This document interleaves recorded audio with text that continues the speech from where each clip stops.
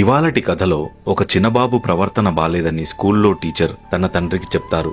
అది విన్న తండ్రి నా పెంపకంలో ఇలాంటి లోతు ఉందో అని ఆలోచిస్తూ పాఠశాల నుండి ఇంటికి వెళ్తుండగా ఆ బాబుకి 2 పండ్లు కొనిచ్చాడు. అందులో ఒకటి నీకు ఒకటి నాకు అని అంటాడు. కాని బాబు మాత్రం 2 పళ్ళని కొరికేస్తాడు. ఆ బాబు చేసిన పని చూసి నా పెంపకంలో లోపం ఉందేమో అని అనుకుంటాడు తండ్రి.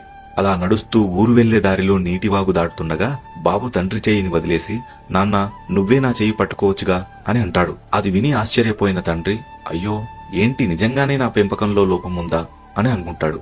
ఇంకొద్ది దూరం వెళ్ళాక కొన్ని వీధి కుక్కలు వీరిపైకి ఎగబడతాయి. బాబు వెంటనే అక్కడి నుంచి పారిపోతాడు.